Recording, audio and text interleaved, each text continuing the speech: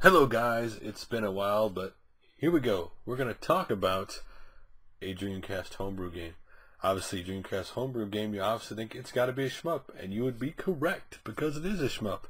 It is actually a shmup by Hucast Games. What makes this shmup different is it is a sequel to a homebrew shmup. So, in this case, last year in 2014, we saw the release of ReDux Dark Matters, for the Dreamcast.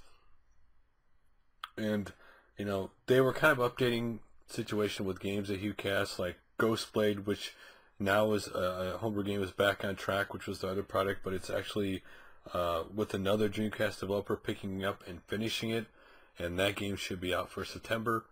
But what surprised people was the fact that they talked about that they are making a ReDux 2, which they showed some concept art, in development screenshots, basically featuring a more redefined, version of, obviously, ReDux Dark Matters. Obviously, they're going to be improving upon it, and of course, since this is a sequel, obviously you have all new space locations, new ships, obviously new selection of projectiles, stuff like that. So it'll be interesting because, again, this is a sequel, so you will have some kind of expectations because people have seen or played the last one, and maybe love it or hate it. Again, shmups are king when it comes to homebrew scene on the Dreamcast. It's what many of the people like to play on the system. Though there are other games, don't get me wrong, but shmups seem to have been the dominant game for that system. And in this case, getting a sequel that's basically going to have 7 different levels, different stages. So it'll be interesting to see.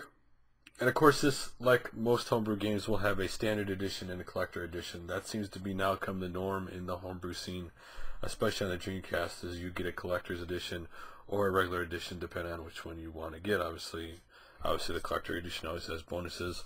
Maybe it's a soundtrack or art book or something. There's always a bonus in that. So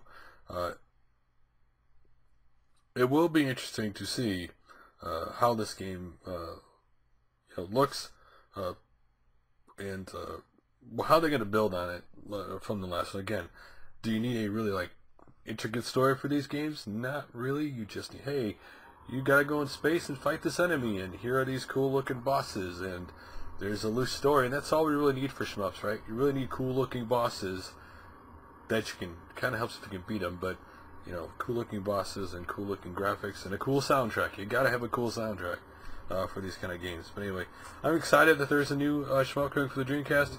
Again, a system that, quite frankly, just, unfortunately during its lifespan, just didn't get the life it deserved and the games it deserved due to the fact, just the condition of Sega at that time and all the money they spent on the online and all that stuff. But we'll let hear your guys' opinions on this. Are you excited for another shmup on the Dreamcast? Will this be one you would be picking up? I imagine this is going to be the normal Dreamcast game prices at this point, but we'll just have to wait and see. Are you excited for it? Are you like, there's too many shmups on the system?